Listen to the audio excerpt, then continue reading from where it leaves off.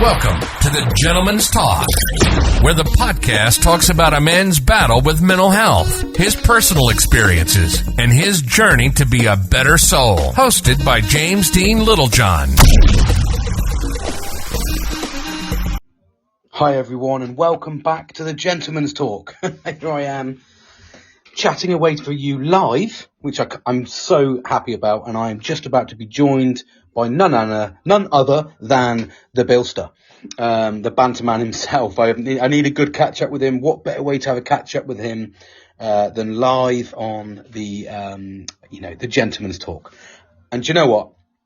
He's about to come in, so I'm going to save the embarrassment, for him, putting him on the show. But just want to say how amazing it is to be surrounded by the right people. Today, I received a cup, a mug for work with my Gentleman's Talk imprinted on the front. And, the Billy Miller's moustache approves. Oh, here he is now, actually.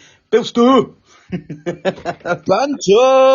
I was just talking about you, mate, just literally saying how amazing it is to be surrounded by I didn't want to embarrass you, be surrounded by the right people. And when you sent me the first genuine, straight off the shelf, the Gentleman's Talk merch, basically, is what I'm calling it. Because it is literally beautiful, mate. And this little thing it just suits on the back, Bill Miller's moustache approves. I'm gonna have to put a photo on I'll put a photo on the part, that shows what the episode is, just so you can see how amazing it is. But thanks, mate. That's incredible, and it is merch, mate. It's proper. Like it goes to show with our show. Do you know what I mean? Well, of course, 100% of all profits go straight into the back burner, mate. You know what I mean? Obviously. What tax what, mate? It's all cash, mate. Nothing to worry about. So how you been then, mate? Well, I tell you what, mate. I nearly forgot about this poddy. I'm just tired, mate. Real tired. I'm the same. Go on. Yeah, and just wanted to. Well, I sat down, had my dinner earlier, and that was it, mate. I was like, the eyelids felt a little bit heavy. Oh. Yeah, and I thought, oh no, I can't. And then I thought, oh, he's bottled it again. He's bottled it. Yeah. I messaged you straight away, mate, 3 minutes before. Yeah, I get it. Well, the thing is, when I schedule it in and send you the invite, it doesn't let me, I don't know how, because I'm not amazing on this app, but it doesn't let me cancel it. And it doesn't let me run into it as a live. So basically, it runs alongside this and makes it really difficult to download, because I've got to go into the server on my computer to download it. It's a long story, but it's easier for me to just do it straight on the bat, and we chat before anyway. You've got to go into your server on your computer. What are you, Tron? Yeah, obviously, mate. Of course I am. Have you not seen the film? That's me, mate, on my bike. Mate. Yeah. Roger, I can imagine you in one of them light up lycra suits. Oh, 110%, mate, with a glittery beard. All over it, mate. My beard is actually getting ridiculously long now. Mate, you need to get down to your Turkish, mate. Give yourself a good feel, didn't it? I did 2 weeks ago, mate. He did, I think I spoke about this, I'm sure I did, but he did the old nose wax, the ear burning. He massaged my head. He put like hot cloths on my face. It was incredible, mate. Trimmed the beard a lot. I didn't get what I wanted, which was a happy ending, you know what I'm saying? But for 27 quid, I wanted a happy ending. But yeah, it was good, mate. No, I do always groom the beard, mate. I get a bit passionate about it, mate. Since I haven't shaved now for almost 2 years. When I spent like 21 odd years practically shaving every day from being in the forces and then being in a job where I needed to wear full RPE. So I had to be clean shaven, and the policy never changed when you went to manager. So even though I wasn't spraying anymore and I had no reason why I couldn't, I needed to shave. They said, oh, just in case you need to go on the shop floor. I'm like, mate, if the fucking site manager's got to go on the shop floor, there's serious problems. And then we talk about now, and Kieran is a site manager for the same company, and he's on the shop floor. Well, he has to, mate, because there's like literally no manpower, mate, at all. And obviously, I can talk about his great news on this podcast, because I don't think there's anyone in Serco that would listen to this. But Never assume. never assume. Well, the thing is, it's guaranteed. He's just waiting. But like I say, he's got a. I won't go into that. But he's got a new opportunity coming up soon. That's the easiest way I'll put it. Yeah, I'm really proud of him. He's come on a long way, mate. So, but like you say, he's because due to manpower, he's got to go on the shop floor, which is what I've fought for years. So, and here I am now, 2 years later, mate, with a fucking 20-inch beard. Do you know what I'm saying? Yeah. I think you'd ever shave it off. No, do you know what, mate? I thought about it. I really did, and I went. I go through stages where some days it will really hurt. It's like every 5 or 6 weeks, you get this growth spurt come through. It sounds spurty, mate. You get this fucking growth bit come through, and it just fucking canes for about a week, and you get to the point where you want to shave it off because basically you don't realise that under the beard, if you've ever grown one for a long, extensive time, it's almost. Do you know when you grow on your moustache from Movember? Yeah. Well, it normally gets to about 4 weeks and it's at that really irritable phase. You get certain phases where it'll really fucking hurt. It'll feel really sharp, like the first couple of weeks. And then after that, and then it's about 7-8 weeks in, it'll go slightly softer, doesn't it? But. So I'll tell you how I do it, mate. So I don't ever grow it from November. I always start, if I've got a moustache, I'll start either after Easter leave, or after summer leave, or after Christmas leave. And the reason is, I have to get the base beard in. Yeah, you've got to. Yeah, you've got to. So I've got to grow everything for 2 weeks. And then if I'm going back to work, I'll then shave off everything apart from the moustache, so that I've at least got, what would resemble a moustache going back to work, rather than you see these lads who, they want to grow a moustache, but they're 3-4 days in and it just looks terrible. And the thing is, I don't care what anybody says. Movember is a brilliant thing. I love it. I think it's great to, I've done it a couple of times and raised, some money. So I do it religiously every year. I used to anyway, till I got the beard. But I think it's an absolutely brilliant thing. But you can see if you're either suited for a moustache and you've got good hair, or you're not. It's as simple as that. And there's some people out there that have got fucking beards, and you're like, mate, your hair's so thin and wispy, and it just looks like shit. And you just patchy. Yeah, and it is patchy. Whereas and I am fortunate, and I touch fucking wood. I am blessed with good hair. Do you know what I mean? So I'm thankful for that. But I think that's down to the fact as well of shaving every single. Because the more you shave, the more hair comes through. When you're shaving in the military every fucking day. And when I first joined up, when I was 17, I had to shave twice a day because I had my 12 o'clock shadow coming at 12 o'clock, and after dinner I got a bollocking. So you can imagine how fucking raw your face is. Do you know what I mean? Yeah. But anyway, we digress and we go on about. But yeah, I haven't. I did think about it, and like I say, I get those growth bits, and then I go, nah, I get through it, and I just plow loads of moisturiser into the fucking skin, and then I'm now I'm absolutely loving it. It's just, and I don't even want to fucking cut it. You just seem to get more and more grizzly the longer it gets. If that makes sense. You feel a little bit like, I'm fucking a bit rough and ready for the fucking caves, mate. I'd shit myself. Don't get me wrong. I'd never do the caves, mate. Couldn't fucking live off fish or anything like that. You know what I mean? So yeah. I'd shit myself, but you feel like that. You wake up in the morning and you see this big grizzly beard. You feel manly. Do you know what I mean? You just do. I don't care when you feel manly. The bigger it is, the more manly you feel.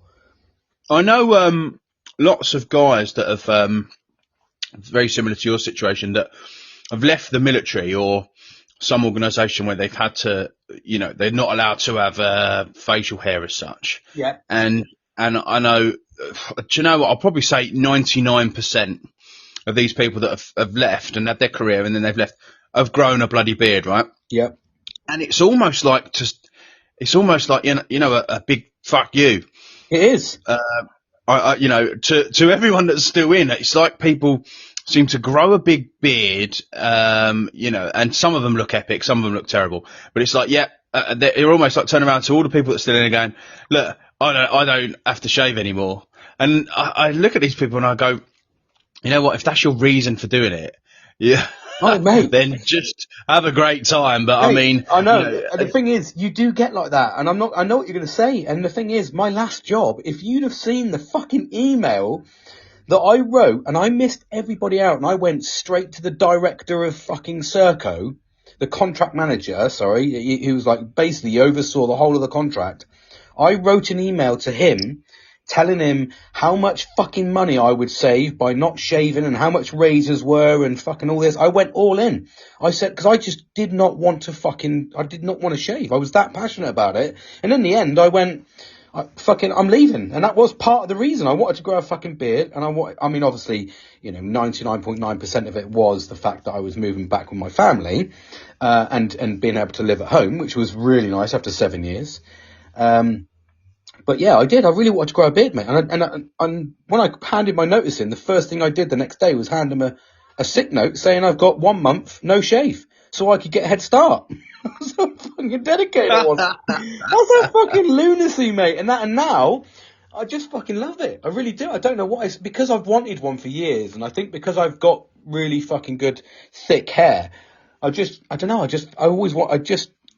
think it's fucking great. I really do. And then, I mean, now it's not. It's no deciding factor in my life at all. I just wanted to see how I could if I could grow one and how it looked, and I love it. And, but yeah, it does. You do get a little bit of passion for it, especially when you're losing it on the top of your bonds. And it gives you I think you've got a good head of hair, mate, haven't you? I have. I've got the old McDonald's sign, mate. Those little fucking, but it's one of those things. I got a good head of hair. I had the Turkish guy goes, "Oh, mister, I love your hair." I was like running. Yeah, of course, you're paying him 27 quid, mate. That's 27 quid, mate. He'll do anything. Fucking try and tongue me ear, mate, or something. I don't know. I know there's lots of lads actually in the military now, or in fact, yeah, in the military that are choosing to leave because they want this new what's the trend? What do they call it? Oh, the old hipster. The hipster look, yeah. Hipster look, right? And they're going, nah, I just want to, I want to be a hipster, blah blah blah. So there's a lot of lads that are, they've got long hair, they just tuck it all under, their headdress or whatever. Yeah. The Royal Air Force, Royal Navy, absolutely happy with beards now. They are the Navy thing. The Navy, you were always allowed a beard. It was always one of those. It was kind of like I think it was a good way to try and define, you were 100% a male when you were going on the ship for 6 months. Do you know what I mean? And it was 99% male I think that was the reasoning. I mean, maybe there may be some Navy listening thinking I'm fucking horrendous, but I think that's what it was. And then the RAF brought it in about 3 or 4 years ago.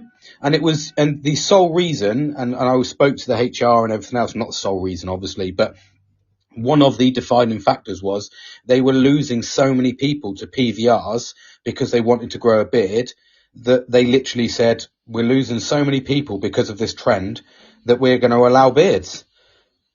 And wow, that's the fucking gen truth, mate. They were losing so many people that were PVRing because they were like, I'm qualified. I know that the job market now is through the fucking roof, and it is. If you've got qualifications, skills, you've got something, HNC or whatever, you can literally walk into a job. And most of the people I know in terms of GEF, ground engineering flight and stuff like that, they all had, big fucking qualifications. They got really good qualifications in their trade.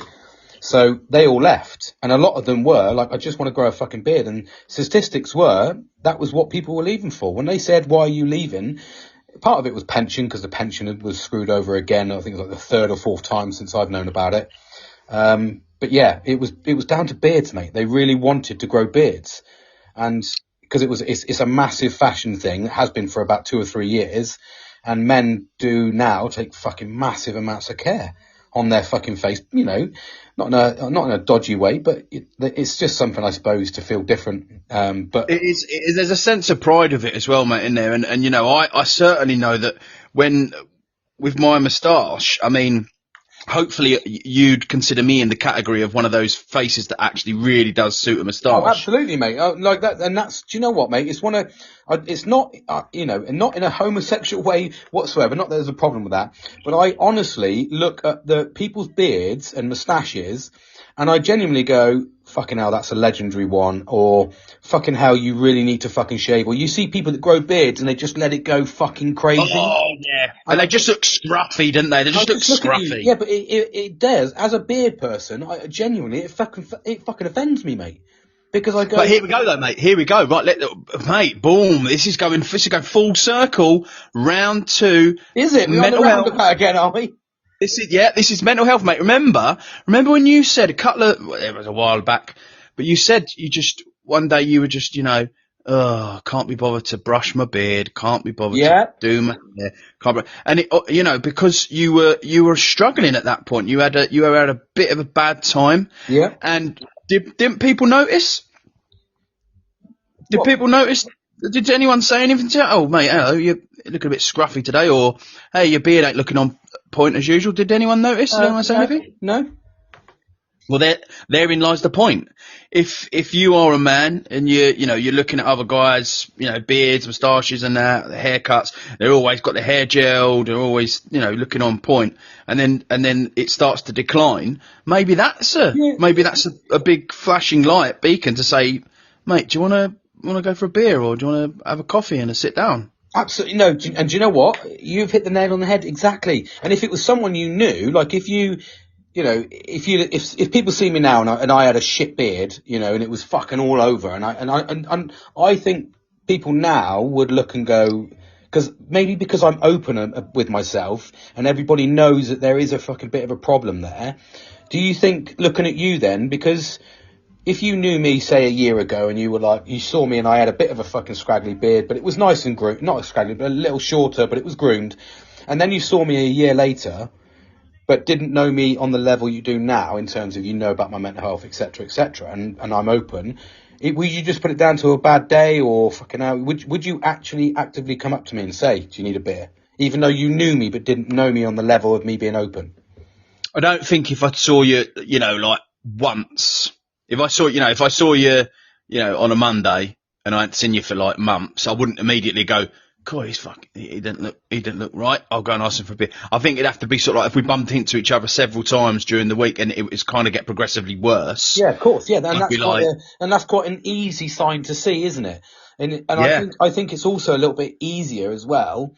If, for instance, you know me now the way you do, and we play the other side, and then you look at me then, and then you go, fucking hell, James, there is 100% something wrong with you because you look like shit. Do you know what I mean? You would be able to confidently say that because you know that I wouldn't take offence to it. You would just jump straight in and help. And that's probably would, mate. I would take offence to it. You probably would. Oh my God, I can't bring anything good out of what he's just said to me. No, do you know what? And do you know, if you initially said it, I would take offence to it. And this is where I was just talking the other day about, dealing with things emotionally. And I take offence, really. Do you know what? It's crazy how much offence I take to people. And even by people I know, I get offensive. And I don't know why. I genuinely, for instance... Offended, sorry, yeah. I do get offended. I genuinely do. And I then can react emotionally, and I fucking literally can chuck away a fucking friendship over something that could have been meant as in, like, you were looking after mental health. And that's because I think, just because of my mental health. It's just the way I've always been one of these ones that I don't like to be spoken down to. I don't like to be belittled.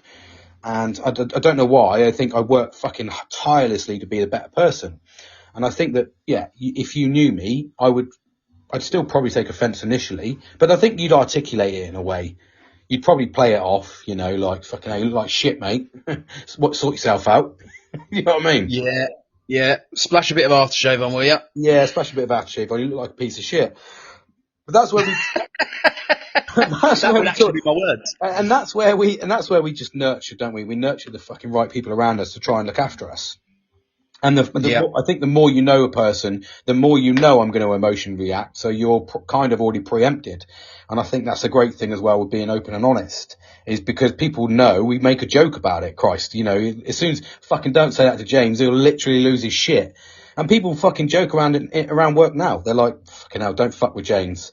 He literally goes off the fucking handle. I sent out an email last night that was quite stern, asking the fucking company director of Vinci, a question. And yeah, the response I got was fucking, thank you for this, James. We will look into it and someone will be... It was almost like they just didn't want the fucking argument because they knew I was there with the right facts. Right. You know, but at the same time, I had a fucking bit of anxiety last night because I sent it out and thought, who's this? No, sorry, mate, hold on. Sorry, God of Jacob. No, we're just having a chat, mate. Sorry, buddy. Yeah, so yeah, it's one of those things, you know, it's I think the more you know somebody, the better you get to know them, the more you know they react. Like, we know you're quiet. When you go quiet, we all give you a bit of shit. We ganged up on you, didn't we, this morning? Or was it yesterday morning? Yesterday. It was yesterday. Oh, right, yeah. And that's what I mean. And we saw that, and we see when people are going through a bit of shit. And I think that the more you know someone, the fucking more you can help them, the more you can assist. Do you know what I mean? Yeah, just sort of helps out, doesn't it? Yeah, man. Do you know what? And sometimes you need a little bit of a little push every now and again. Yeah, you do. Yeah, you do. Just a little one. A little bit of banter, a little bit of pushing, just to make you do it. And you know, like, you's all hammering me. Oi, where are you? What are you doing? What's up? What's going on? Blah, blah. And in the end, I went, oh, didn't I? Come on. Yeah, I went, oh, here we go. Right. Yeah. Nothing's wrong. I'm just being busy. This is it. And then the banter started flowing, and then it was like, right, okay. So that's 2 days in a row now. I kind of, not that I wasn't bothering my arse, but I've now found that 30 seconds, should we say? And that's all it takes, isn't it? Oh, no, but like I said, it's one of those things. It's it becomes the norm, and it makes a laugh about it. And I think it's because I think we're so used to doing it. We've been doing it for like 7 months, and it does perk us up. You know, there'll be days where you're like, oh, he sounds a bit fucking jovial. And I think it's also because it's been going on for 7 months where we've just had this little group and you've come on in. I think it just adds another dynamic, doesn't it? Because you add that bit more of a banter aspect to it. Which is, you know, Nelly absolutely fucking bounces off, doesn't he? He fucking loves it. Yeah, he does like it. He does like it. He does love it, mate. That's what I think he loves about the old fucking military, though. All right, sorry. What do you mean? Anyway, so how are you? What you been up to? What you been doing? You been shooting? No. Diving? No. Yeah, plenty of that. Didn't you have 2 days of diving? Two sessions in one day? 3 dives I done yesterday. Right. So went out yesterday. So just for all the listeners to know, I've been I done my first ever scuba dive when I went on a holiday with my mate's family when I was like 16. We went to Cyprus and had a little swim about. Did I get the bug? Potentially. A year later, I went on. Sorry, I mean definitely 2 years later. I was definitely old enough to drink. Went on a lads' holiday back to Cyprus again. Funny enough, lovely. and it was a massive big group of us. I mean, it was the lads. 22 of us, I think, went. Essex boys on tour. You know, we had a right laugh. Now, I'm not that I'm a boring twat. I mean, I try and don't think that I'm a boring twat, but I like to get my money's worth. I think I like to get my money's worth. I like to learn. I like to say that I've potentially done stuff. I'm qualified and stuff like that. And so when all the lads were actually smashing it up, I'd paid for my first ever qualification in scuba diving, which, if any of you are familiar with it, is by a company called PADI. Which is the PADI course, yeah. The old PADI course, mate, Professional Association of Diving Instructors. And I'd done this open water diver course, right? Cost a couple of £100, and you know, I was an apprentice at the time. I had a little bit of money, but yeah, instead of pissing it up all night and, you know, partying to the break of dawn, I was, you know, I'd go out with the lads, we'd start, you know, have a few drinks and that, and then I'd go back to the hotel and sit by the pool and read my little manual thing, doing a bit of what's it called? A bit of not research, a bit of studying. Yeah, a bit of studying, ready for the next day. And it's a couple, you know, I don't know if it's about 3 or 4 days, 4 days maybe, I think this course was. There wasn't a whole holiday. Yeah, it wasn't a whole holiday, but I kind of loved it. And so that was, you know, many, many moons ago. And ever since, I've only ever done it on holiday. Well, now, where I am now, I kind of got the opportunity to do it. So I've grabbed the ball by the horns because I'm not doing my shooting as much. The fishing is completely knocked on the head. I've knocked that on the head completely. But I just kind of need something to get into. So, so I've been doing a bit of scuba diving, and yesterday was, only meant to be 2 dives, ended up being 3 because we came up early on the first dive. It was very, very short, because we lost visibility and other stuff as well. But yeah, I done 3 dives yesterday, but it bloody cost me. It's ended up costing me some money. So, it's called a BCD, a buoyancy control device. It's like this blow up jacket that's connected to your cylinder. Yeah. Yeah. In some of these jackets, my one, you've got what's called integrated weights, and they are on like a pull to release for safety reasons. Yeah. But it's like they're locked into your jacket, and then if you ever get into emergency, you can just release them, and they'll come off, and then you won't have all this weight on you anymore. Yeah, of course. So anyway, we went out yesterday on this on a rib, which is the old rib rigid boats. rigid inflatable boat, mate, like a big speedboat. I love Awesome. them. So rapid, mate. Oh, mate, absolutely rapid. And I managed to have for one of them in Cyprus. Did you? Well, I'm not interrupting your story, but I did something in Cyprus that when my first ever go in one of those, and it was when I was spraying the Lightning Gate Guardian, and I got my name pulled out of a hat to do the old can't think what they were called. It was the old Wessex. They had an old Wessex that they had there, and they hoisted me onto a tanker out in the sea. And then hoisted me back. And then they dropped me into the water, and then they had to do a hoist lift. So I was in the sea, and then they I was basically the dummy, but I was a real person. So they dropped me into this. Fantastic. They dropped me into the ocean, picked me up, and put me on the deck of this tanker ship that they would have done in real life to give me warmth. And then I got lifted back into the helicopter, and we flew in. And then whilst I was doing that, the other team were meant to be doing the rib boat, which was in Cyprus. They just hammy around the harbour. However, they didn't go till the next day. So they said, I was stood there, and they went, well, we can't really just allow you to stay here and sit and watch us having fun. And I was like, well, you can. And they was like, well, you're not going to, I'm getting in. So I got in the boat, mate. And just to be a dick, they all put me in the fucking front. And that's where I got whiplash when I fucking hit. Oh, mate, yeah. But they did it. They were like, if you're going to sit here, you're going to get the worst fucking seat. And I thought, it's not my fault.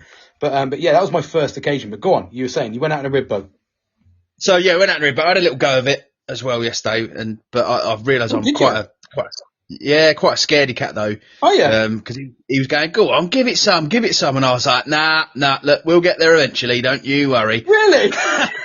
Yeah. Fucking pansy. Yeah, I know, mate, I know, I was a little you pussy, give that but shit anyway. to big licks, mate. Nah, mate. We were going fast enough, mate. I tell you what. And looking at my knuckles on the left hand side where the throttle is. Yeah. So left hand on the throttle, right hand on the steering wheel, right. And if you'd have seen the concentration on my face, mate. Oh my God. Yeah, and it weren't even choppy or anything like that. Do you know what I mean? It was quite a calm scene. You should have, mate. You give that the beans.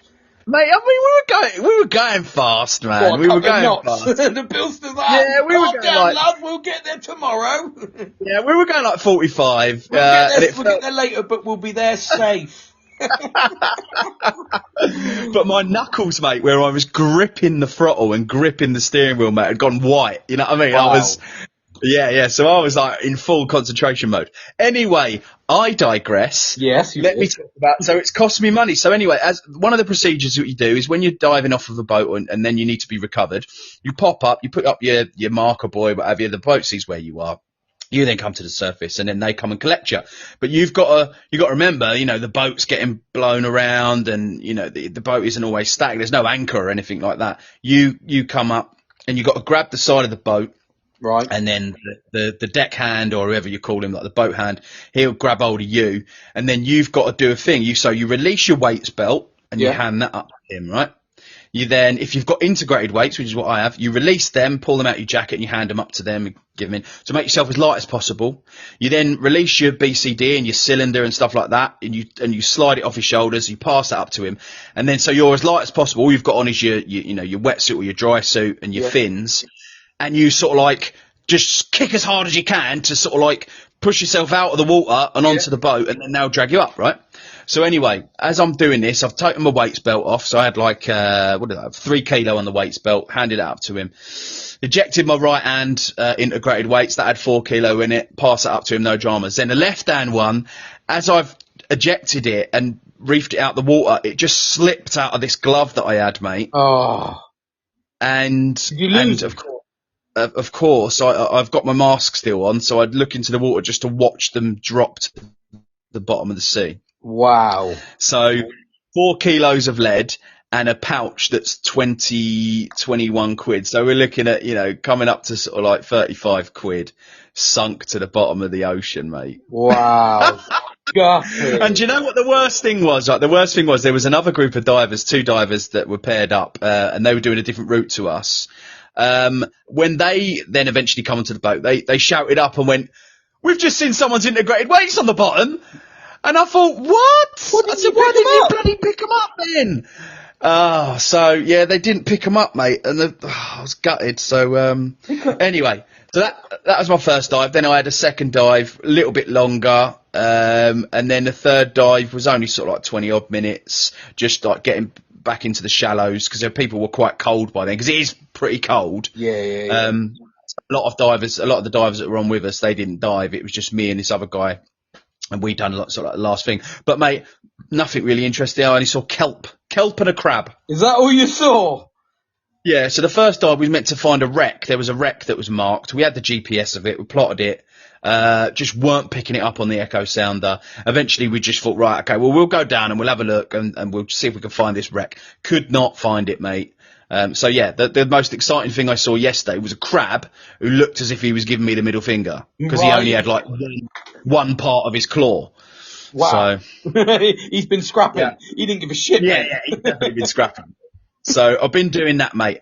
Let's get back onto topic, men's mental health. Yes. I told you the other day that that there was a visit to this place where I'm working, and we were all kind of like told, "Oh, look, come on, we'll go and have some drinks." Do you know what I mean? We'll all have drinks together. Shit, yeah, you did. Okay, yeah.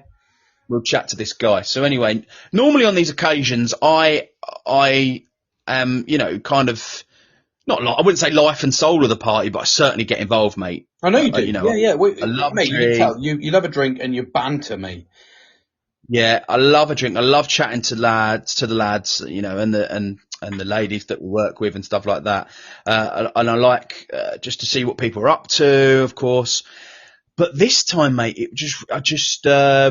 I don't know. I felt weird, and I didn't. When I walked in this place I've been in, hundreds of times before, with people that I meet on a daily basis. Wasn't out sync or anything like that, and I just didn't want to be there, mate.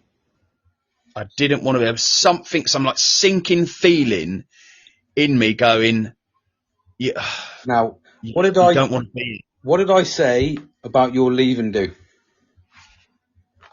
Yeah, you said you didn't want to go, didn't you? I just felt I didn't want to go, despite knowing I'm a fucking fun guy. I love a fucking drink. I'm loud. I fucking brash. I have a good time, and I'll talk to mostly anyone on most days. One thing I've always been able to do is talk to anyone. It doesn't matter who you are.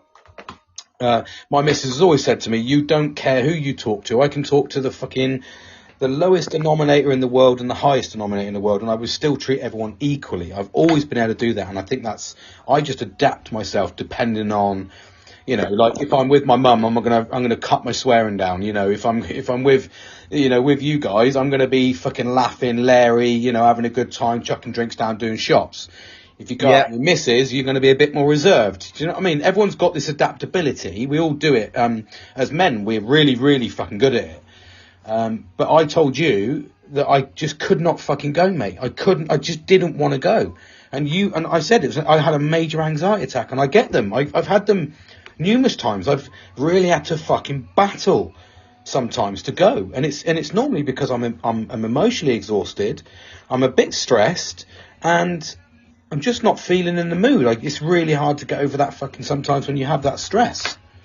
Oh, mate. And that was the thing. I mean, I don't know I don't know if it was sort of like, anxiety or what it was, but it was like in the room, I went up at the bar and stuff like that. I was, looking around, great mates, great people in there.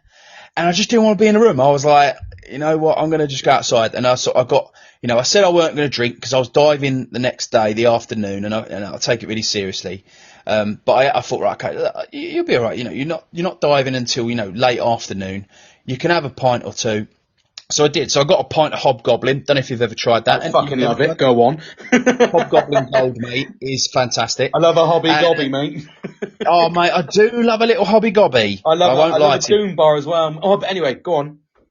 Right. Anyway, yeah. So I got him a pint, and a few of the lads was chatting to me. Then, do you know what I mean? When you sort of like you probably still do it, mate. But you would have definitely done it when you were in the Royal Air Force.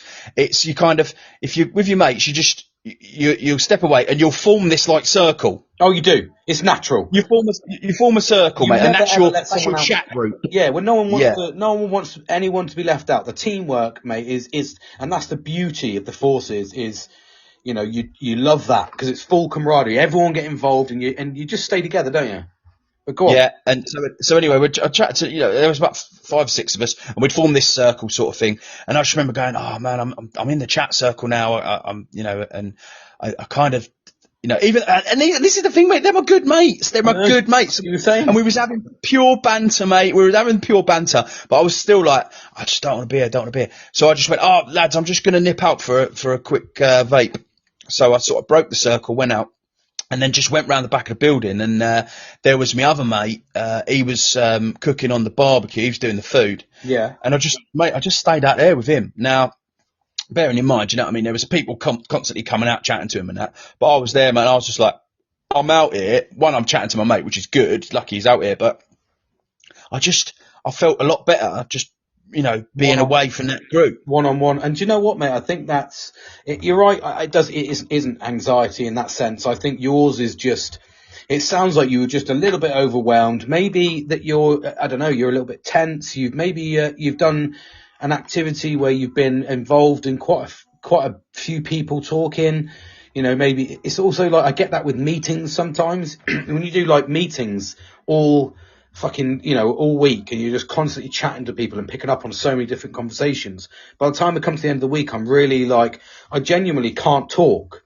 I've been in before and I've gone, please don't fucking talk, because you've just been overwhelmed with conversations and different targets. And that's the stress that people don't talk about. That's the stress that men don't talk about because we don't really recognize it. And then all of a sudden you'll go to a place where you think you're going to be able to relax because you've got your mates around you that look after you, the banter flows. But I think you were just overwhelmed and stressed. I guarantee if you'd done that and you'd had a long weekend off and come and done that on, say, the Tuesday, you'll probably be a completely different person. I just think it's one of those times that, and this is where I say men don't talk enough, is when they're stressed at work, we just put it down to, but it's work, it's just what we have to endure, it's what we have to do. And, I mean, this week alone, it's Thursday, mate, I've done a fucking site visit, and I've had about 10 meetings. Today, you got absolutely no productivity out of me at all today, because I just genuinely I didn't want to look at the screen. And I was like, All I was doing, mate, was going in, answering the odd email. I had a quick Teams call, nothing fucking crazy, but I was like, I'm taking tomorrow off because I was just even now, my tension headache that I've got now in my neck is unbelievable. And I've got a full migraine coming on, and it's just, my back's tight. And I think that's what it's like. You were just really fucking overwhelmed. Maybe you'd done something that didn't affect you on most weeks, but this week just affected you. Bad sleep. Maybe you've had a bad diet or something. I don't know. These are all contributing factors, aren't they? Yeah, you're not wrong, mate. I mean, sometimes I tell you what, found these a couple of years ago. These tiny little tablets, and they're called Calms. Yeah, I love them. Yeah, they were brilliant, mate.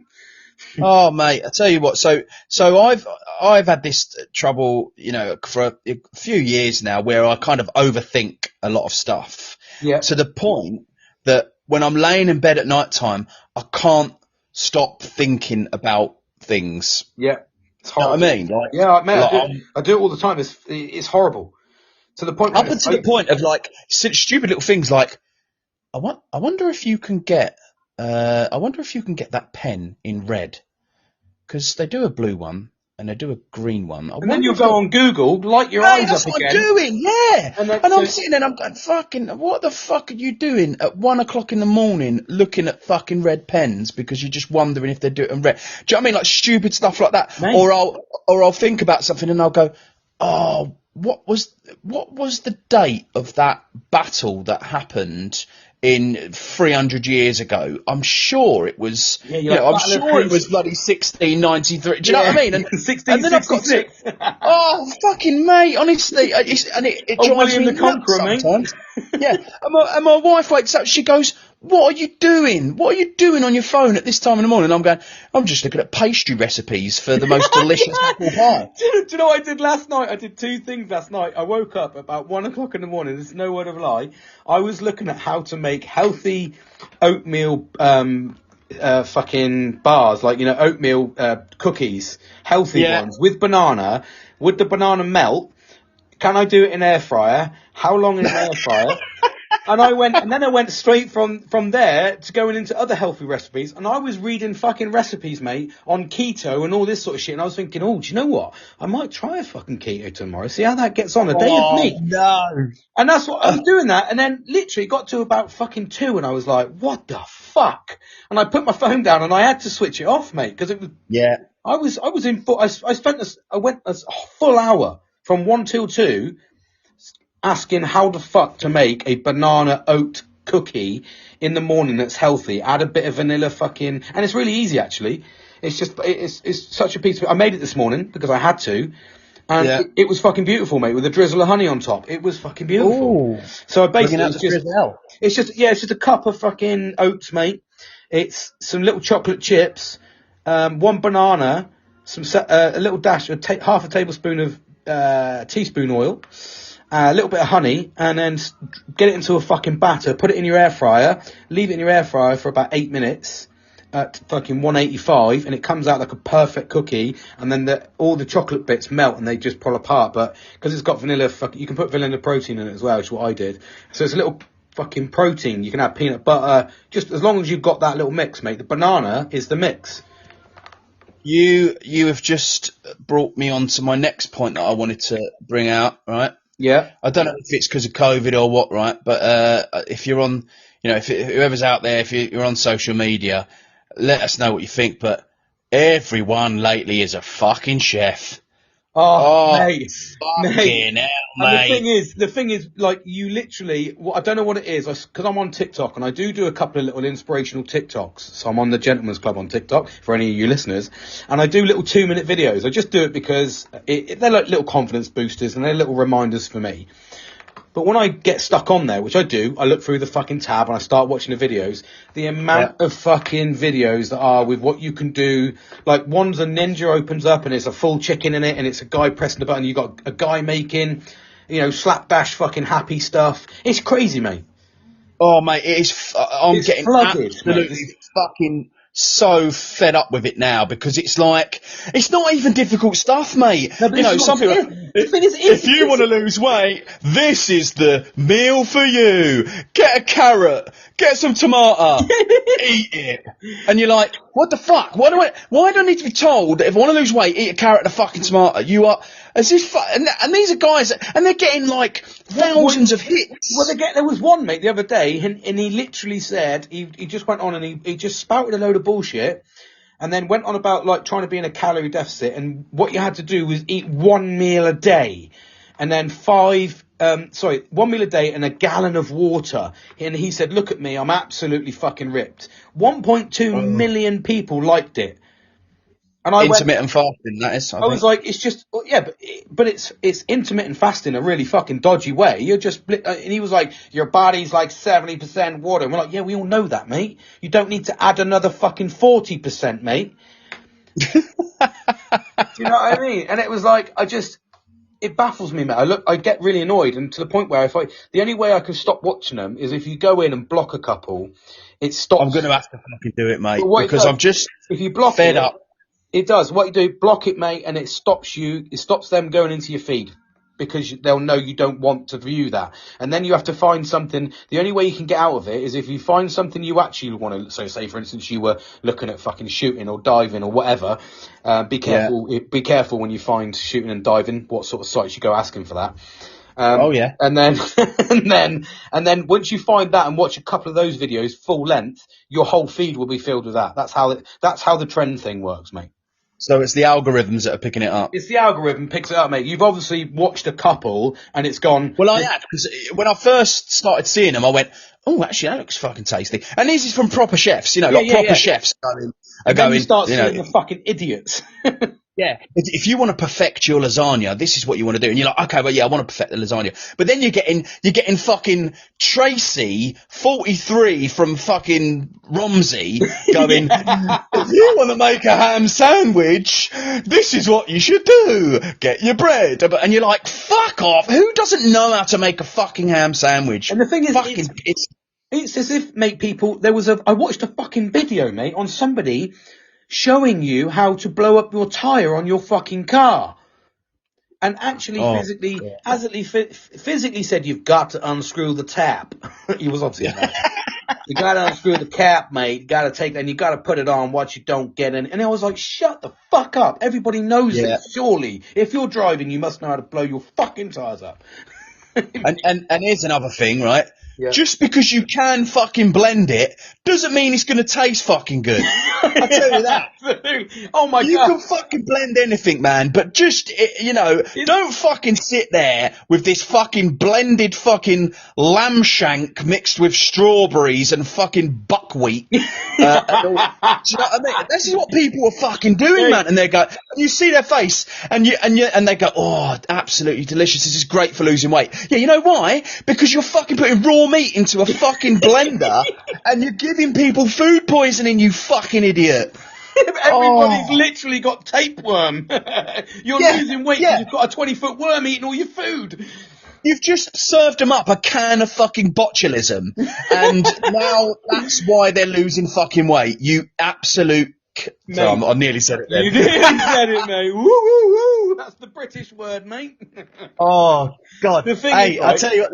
This is the venting. This is where I like to vent. I know, to vent. Mate. And the thing is, I have a little story about that, right? So have you ever heard of Joe Rogan? You must have. Isn't he the guy that made the delicious Indian curry? No, it's not. And he had a son called Josh. No. You dickhead. I'm only joking. Yeah, he's the American American show host. So I used to listen to him. He's a fucking brilliant guy, and I'm not just bigging him up but he is. I love watching his fucking videos. He talks to some crazy people. Anyway, when it was early years of when he was doing podcasts, I used to listen to his podcast before he went on TV and that. And he showed us the Joe Rogan drink in the morning, and what he did is he chucked all this stuff in the fucking thing, in this blender, and we're talking. He said 1 inch of ginger.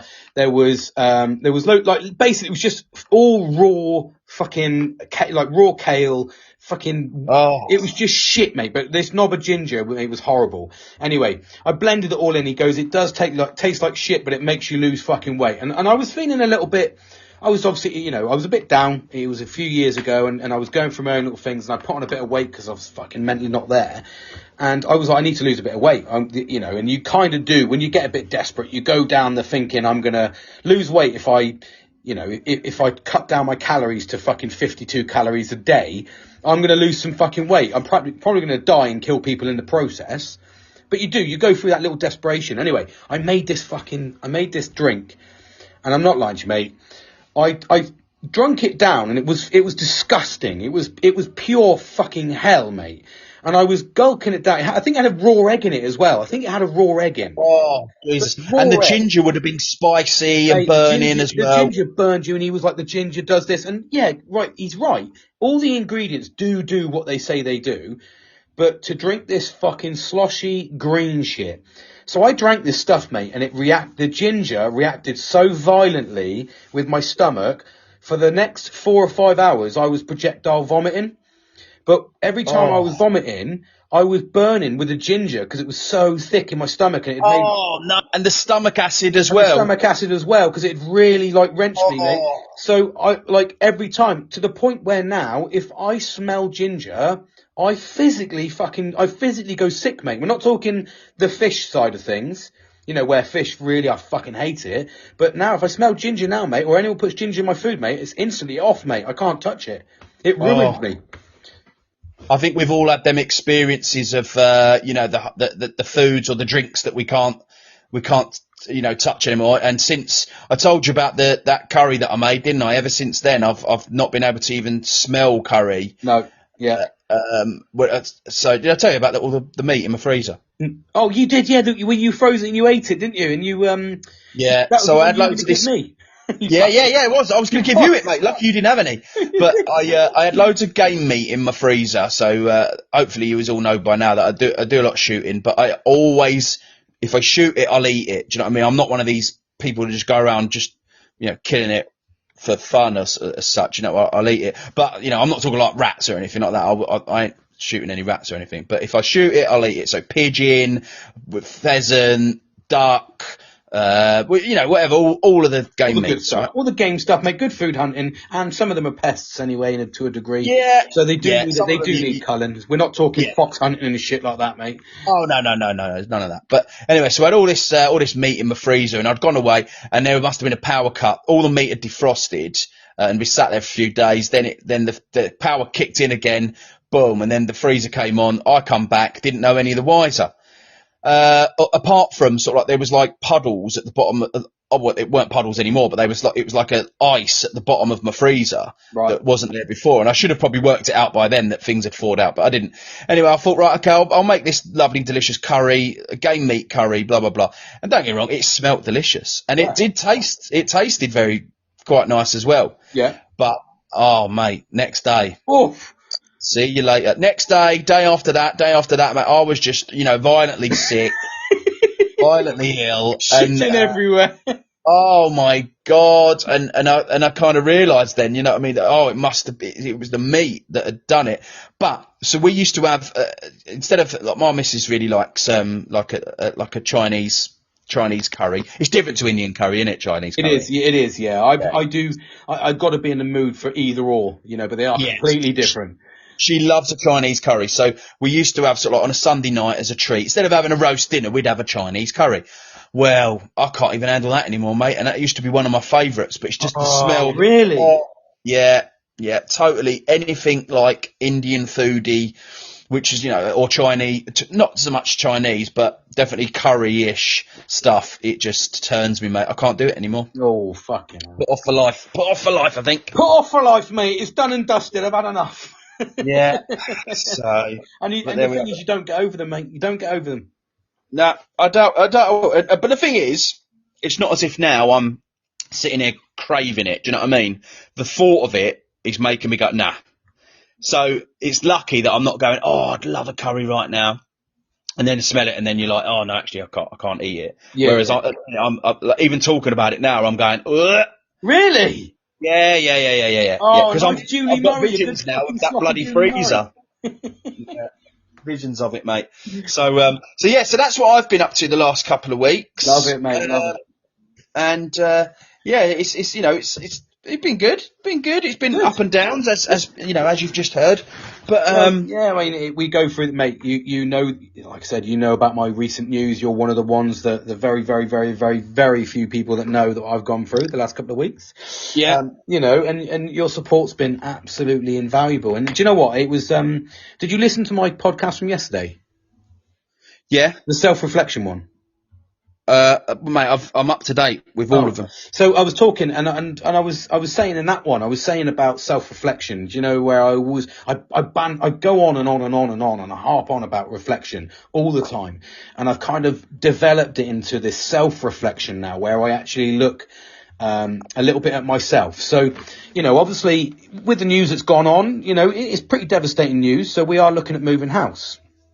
We're moving not far from here. We're just staying in the same area, but we're just moving to a new house to have a fresh start. You know what I mean? and just make a change. But we are upsizing because I've got a very desirable house. It's a 3-bed detached, and we're going to a semi-detached 4-bed. So we are downgrading in terms of not downgrading, that's the wrong word, but we are, I think, you're in a better position with a detached house, for that bit of privacy. But we're moving across, like I say, it's not downgrading, it's just we're getting an extra room so that all the girls, I've got 3 girls, and obviously with the cost of living going through the fucking roof at the moment, we're thinking they're going to be with us a lot longer than, I left at 16, my brother left at 16, I think my sister left at like 18, so them days in the 90s, we all kind of left a little bit earlier, you either joined the military or, you went off to college and all that sort of stuff. So, whereas now I just don't think they're going to be able to afford it. So we kind of thought we'll move across, get a 4-bed. We've managed to get it's almost like a trade really, which is quite good. And we're just kind of moving that way. So I've got a lot going on with that side of things. But it's going to be a nice fresh start. Do you know what I mean? Yeah, mate. And it's like I say, good.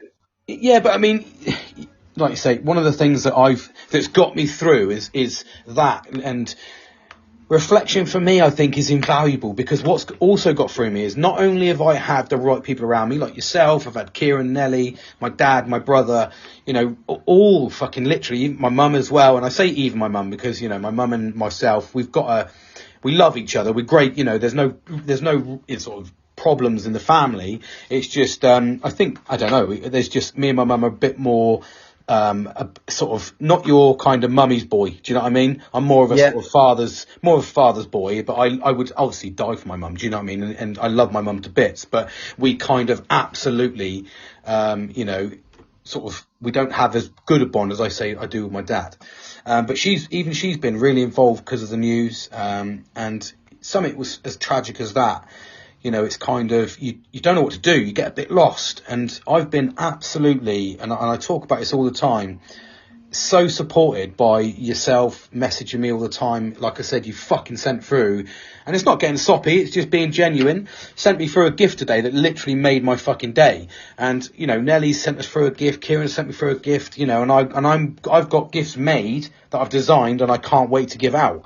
I'm bringing yours over to your house, and I want to give it to you personally. So for me, what about the gift? Dirty bastard. I think for me, it's about, do you know what it's about? If I'd have heard this news, say, I don't know, 5 years ago, I think it would have fucking crippled me. I think that would have been the topper, mate, for me, if I'm brutally honest. So you can just see how looking after yourself, how reflecting on your own situation, and that's what I did every single fucking day. I reflected, I went for walks, I spoke to you guys every single fucking day. I know I took a break away from the positive vibes because it was crushing, but instantly I recognised that it's the positive vibes, the little group that look after me, and you all looked after me when I left and was like, take your time, etc., etc. And that's basically, mate, it's in a nutshell of what this journey's about. Surrounding yourself with positive, similar-minded people that can be open and honest with each other. And then I've building up my own skills in terms of reflecting and doing a routine thing every day. 3 times a day, I take a walk with a dog and I reflect.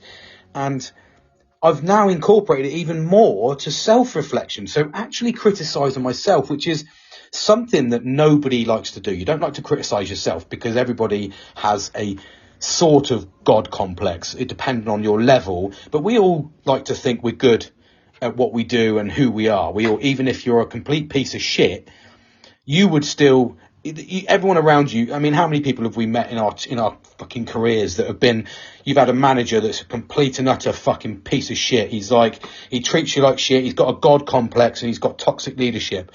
What? Oh, mate, not even the managers, mate. Sometimes it's your peers as well. And you that's just what think, I mean. But how many fuck? They're getting paid the same money as me and they're an absolute fucking wanker. But you guarantee that, number one, they'll get promoted before you because they get shit done at everybody else's fucking mental health, or they're just an absolute piece of shit. But I guarantee when they go home, they will look in the mirror and they will think they're fucking amazing. Yeah. We all have. It doesn't matter what we have. We all have, and we don't like to self-criticize. Nobody would like to do that. But I've started doing it, and I'm not talking. I'm going out and going, "Fucking hell, James, you're a fat bastard," or "James, you're a piece of shit." I'm not saying that, but I get enough of that from you guys. I was going to say that's my job. That's your job, mate. But what it does do is I go in and go, I reacted a bit fucking horrendously. Like today, for instance, I had a fucking blazing row. I say row, it was a one-way conversation. Because I'm stressing about this move already, because it's not been confirmed on the other side. So because it's not confirmed, it's out of my control. I don't know what the end result's going to be. However, my brain has gone, I want to go now. So today I rebuilt my whole fucking cabin, mate, in the inside. I'll send you photos later. Incredible, mate. I built a new desk. I did fucking everything, mate. I got some old reclaimed wood. And I did all that in the preparation for the move. And then I went through and I was like, are we moving then? She's like, oh no, the other person wants to just check if their blinds are going to fit in our fucking house. And I was like, okay then. So I went round and measured all the fucking all the window spaces to save time because I wanted to. Anyway, I went off on one. I went fucking ballistic and I was like, I stopped about halfway through where normally I'd have carried on and I probably would have said something horrible. I would have gone, fuck this house or fuck this piece of shit. I don't want to live here anyway. And I would have done something fucking stupid because I could feel my frustration bubbling. I could feel I was getting angry. But it was just because I couldn't control the outcome. And I've been told that by therapists fucking hundreds of times. I like to know what the result is, which is why I'm a planner. Yeah. Anyway, I stopped halfway through and I went, I'm going to take the dog for a walk. So I took the dog for a walk and I walked around the field twice. On the second time round, when I'd calmed down, brought my heart rate down, I realised what a wanker I was. So I walked straight in and I fucking sat my missus down and I said, look, that was out of order. I said, you didn't deserve that reaction. The reaction, however, was, I don't know what the end result's going to be and I want to know. It's out of my control and it's stressing me out. That's my genuine... That's a genuine part of me that I'm offering you. And I'm giving you a full explanation of why I just reacted like that. Inappropriate. You shouldn't have taken that from me. You shouldn't have taken that verbal fucking shouting. However, this is why. So can you help me to get the result we want? Do you know what I mean? Yeah. And that's the bit about being open and honest. And at the moment, it's really easy for me to fucking flip my shit. Really is, because of what's gone on. And I am kind of teetering over the edge. So I do have to consciously now look after myself and use the skills that I've built up over these last 8 months and spoke on 106 fucking podcasts about. This is what it's about. It's about nurturing the right people and looking after yourself. And that I think you've got better, mate. I think and I definitely know that I've massively calmed down, mate. You have, mate. I've only known you, fucking 18 months, nearly 2 years, which I say only. That's a long time. And already, these long old chats, and I remember you at the start when I first ever fucking spoke to you in that room, and I could, where you've gone and all the little, episodes you've had, I say episodes, but all those little bits you've had gone along and we've spoken about at times, and we spoke to you quite heavily at the start, and we were always offering each other advice. I can see where you've come on. Fucking absolutely. And what you've done with your new path that you've taken is grab it by the fucking balls, mate, and just run with it and have fun. Like this diving, shooting, you've got this thing where you can mix it up now. You've got a couple of hobbies that you can go, I don't fancy shooting, but I fancy diving. You do seem a lot fucking happier. You even sort of kind of sound a lot happier. You go through your good days, your bad days, your good weeks, your bad weeks. We all have them, but the way you're managing it, mate, is perfect. The whole flying off the handle thing, like we've spoke about this a few times, but it used to be sort of like the simplest of little things that, just went out of my control, and I'd flip. I'd be like, what the fuck? And like smash it up, or, just get annoyed with it, chuck it on the floor. Yeah. Any of that stuff. And I've found that I don't really do that anymore because, and do you know why it is? No. Because when we've spoken about it, like, whether it be on podcasts or just me and you just chatting, I'm listening to myself and I'm going, what are you doing, you dick? That was just a dick move. But you're reflecting. Yeah, and I think that's what it is, mate. It's the whole reflection thing. And by reflecting, and this is why I drive it home, mate, because when you reflect, you press play. One of the biggest things I had when I went to CBT therapy, when they tried to do the EMDR bit, which was where they do that hypnosis and they tried to press play. She said she wanted me to press play on this movie that's in the back of my head so I can understand it and then close it off. And it didn't work.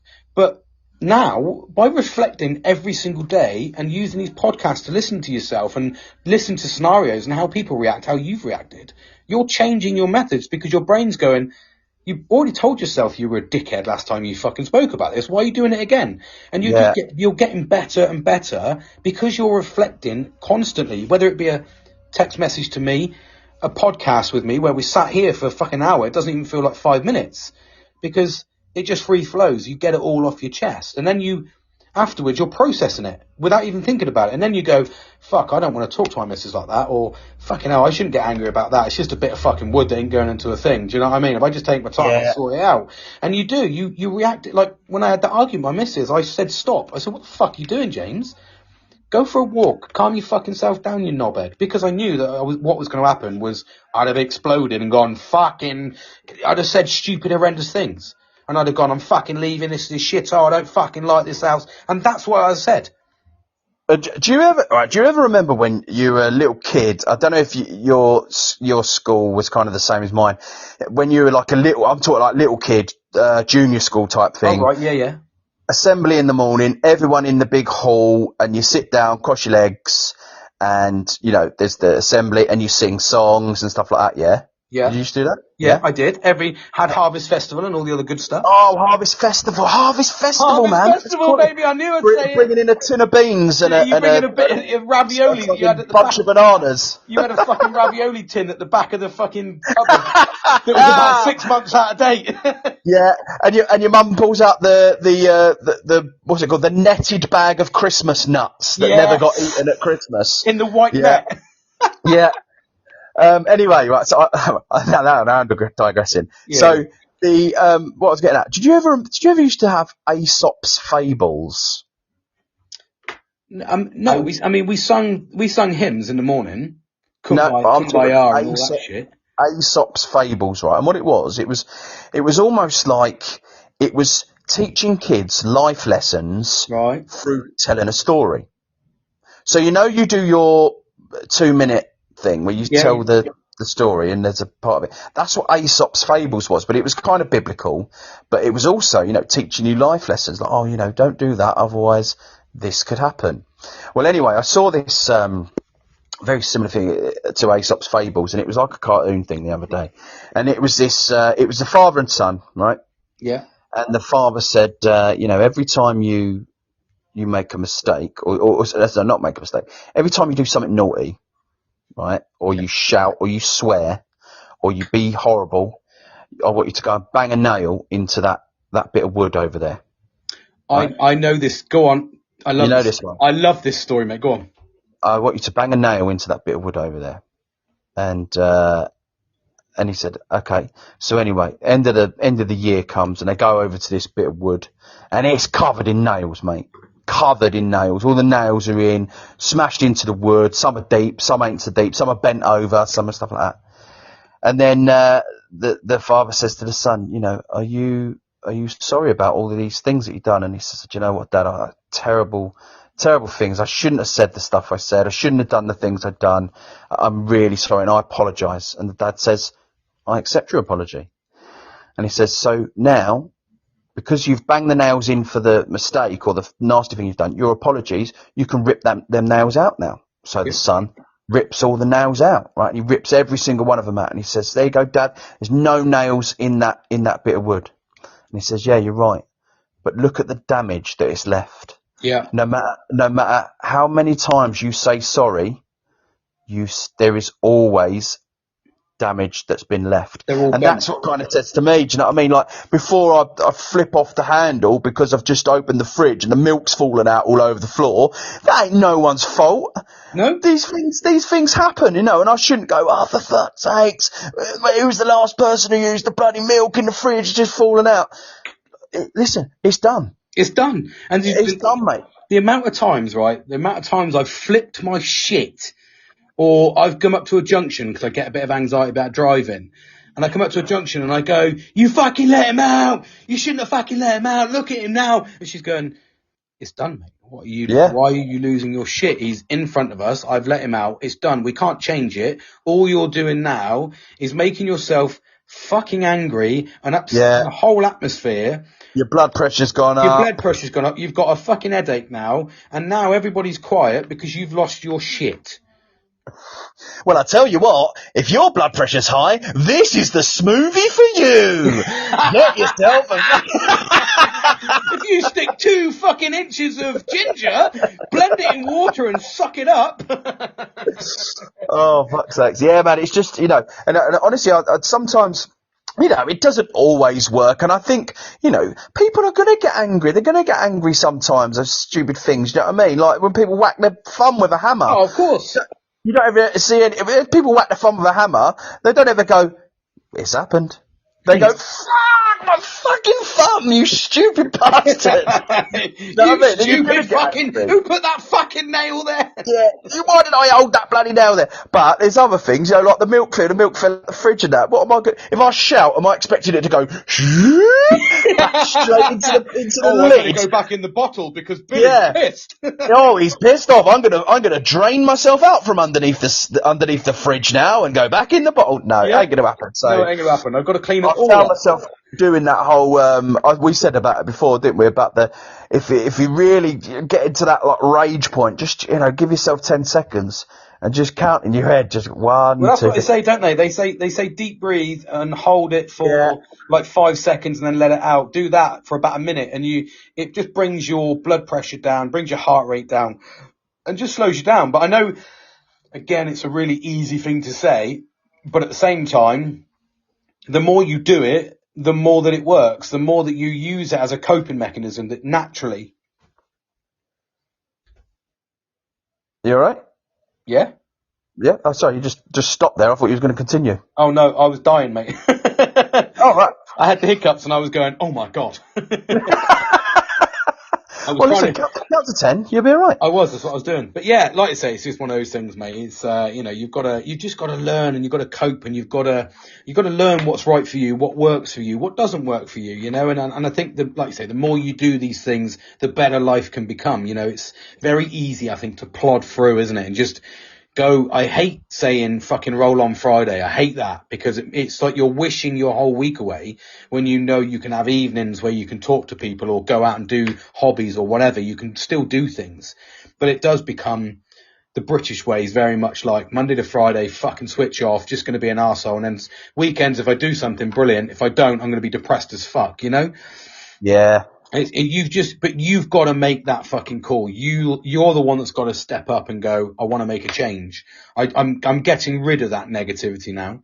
I'm getting rid of this, that, and that problem, and I'm just going to start concentrating. If I'm a bit low on funds or whatever, and that's stressing me out, there's things you can do. Go and do a bit of extra work or do whatever, budget. We all do these things every day. You just need to do it in other ways to stop you being an arse if you're going to be an arse. And there's nothing wrong with, every now and again on a weekend, just, I call it having a fuck all weekend. Oh, I love it. On pajamas where you all just weekend. do fuck all, mate. Yeah. I mean, you smell the Gucci your pants, mate, at the end of the weekend. You're like, fuck me, I have not moved. Oh, Jesus Christ, yeah. Yeah, and you're there, and all you've done is you've stuck the James Bond collection on the telly. And you've just you've watched every single James or whatever you're into. But yeah, you've eaten the fucking worst of the foods out of the fridge. Yeah, you've had gins and beers. You've had a good weekend. You've been staying up till 2:00 in the morning, but getting up at 10, so you're really fucked. You've been jamming the rubbish into the bin, so it's almost solid now. So it doesn't go out. Yeah. And then when you pull it out the bin, the fucking handles rip off and you get really annoyed. And you go, what prick filled it? And you're the only one in there with smelly gooch. Yeah, fucking mate.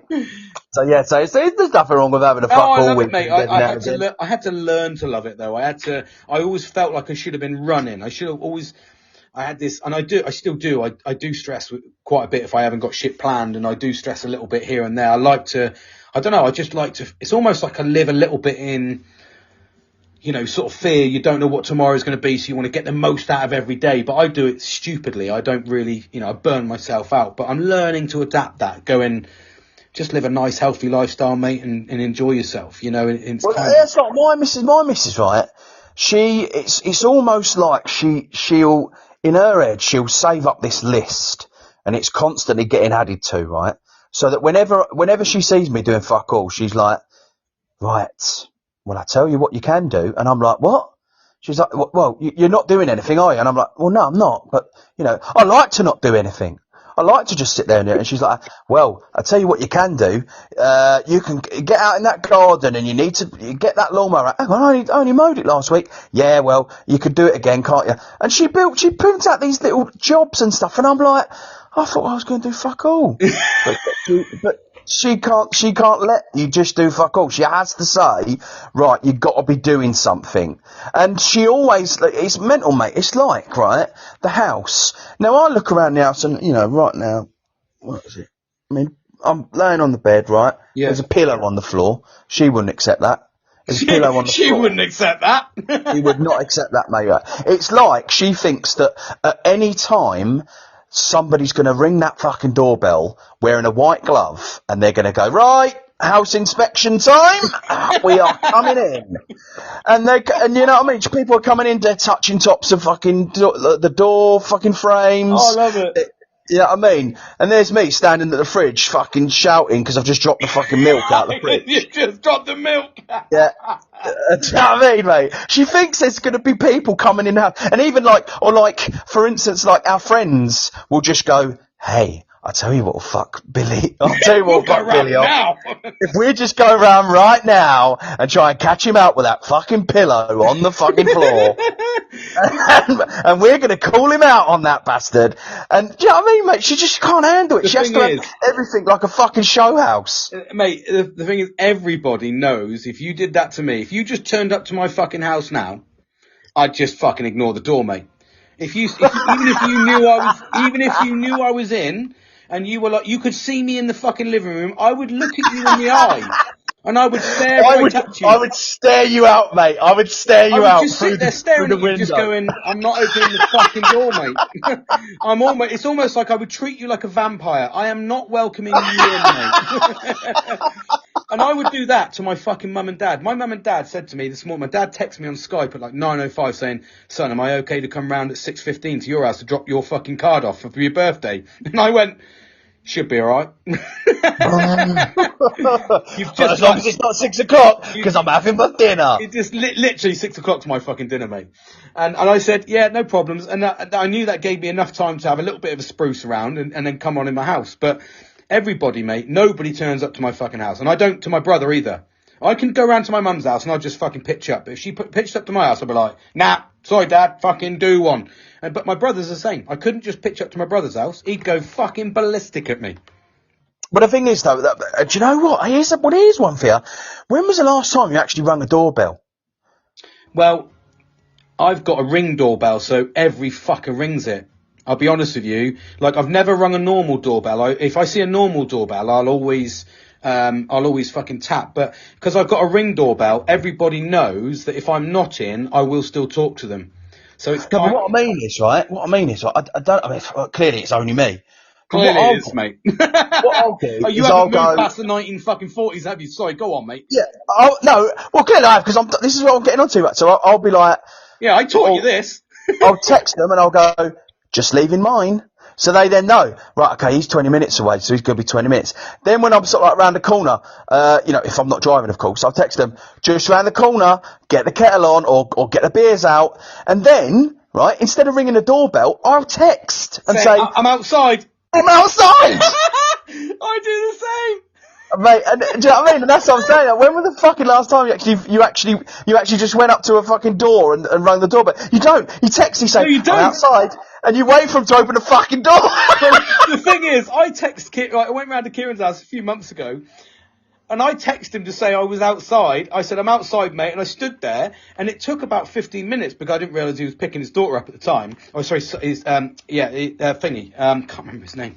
Anyway, he jumped across and he said he didn't answer. So I just went and knocked on the door and I went, Charlie opened the door, his son, right? Opened the fucking door to me and he knows me really fucking well. Really, really well. he looked at me and said, yeah. I said, is Kieran in? And he went, no. And I said, oh. He went, okay. And then shut the door in my face. Good lad. Never ever let a stranger in your house. Literally shut. I stood outside and Kieran went, what are you doing outside, mate? And he was stood there with Toby.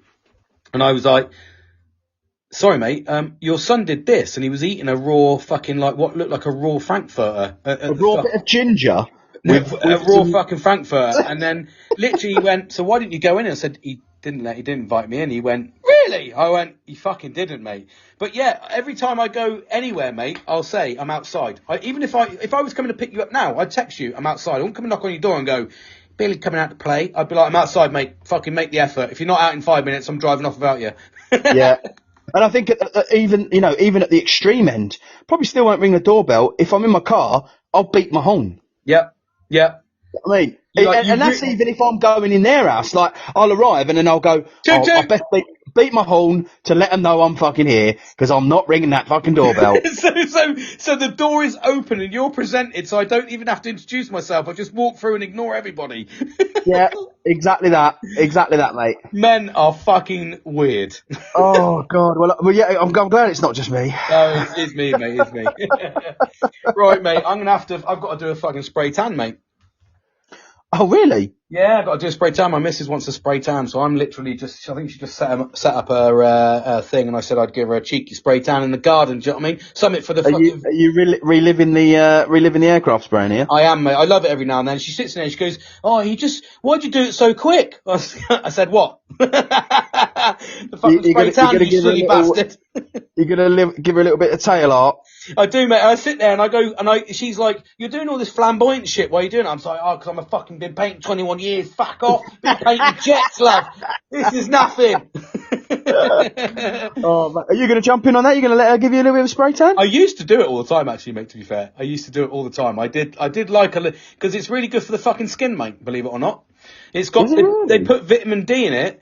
And I used to give and I do like a bit of vitamin D in me. And, don't we all, mate? And then I used to go in, and it does add a little, because if you go like 10%, so it's like, it's almost just like it's like an all over just natural tan.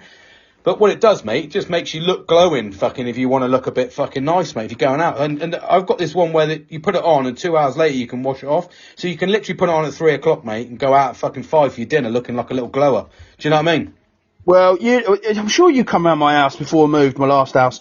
When was you there when we hired the big stand-up sunbeds? No. We hired the stand-up sunbed for a good couple of months, mate. Right. And, every day, well, my missus was in it every day. I was in it, a couple of times a week. But I loved, just a quick 6 minutes, mate. Yeah, because it makes you minutes.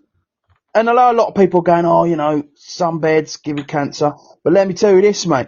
I don't think there's a thing in the world now that supposedly don't give you some form. Oh, mate, you can eat beef and get fucking cancer from beef. They said that was a massive thing, didn't they?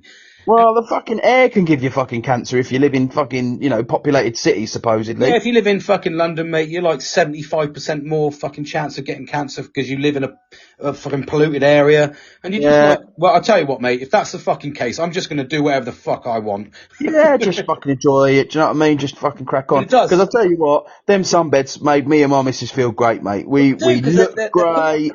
We felt great because we was getting that bloody, the nutrients and whatever from the bulbs or whatever they are. Well, the thing is, mate, you would have been getting, and do you know what?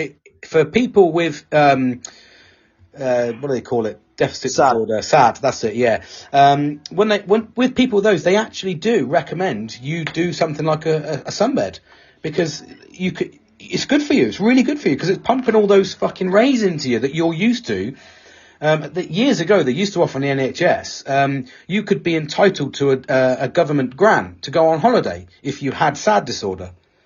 Really? Yeah, because it's a genuine condition. Have you seen now this new condition? I'm going to digress a little bit. If you snore, you're entitled to 150. I snore really badly. Obviously, if you're on benefits, I think. But if you're on benefits and you snore, and you can prove you snore, you get £158 a week. What? £158 a week, because it's now a condition, a recognised medical condition, being a snoring person. They call it because it leads to sleep apnea. And when you get it, like I've got this app that listens to me every single night, so you can see it's quite fucking horrendous. There's a few times my missus has thought I fucking passed away, mate, because you don't breathe for fucking like a long time. You get that sleep apnea thing, and then you wake up quite groggy. So I see the point in it, but I don't understand why you get now £158 fucking pound a week, mate, on the benefits. You get that as an additional medical benefit.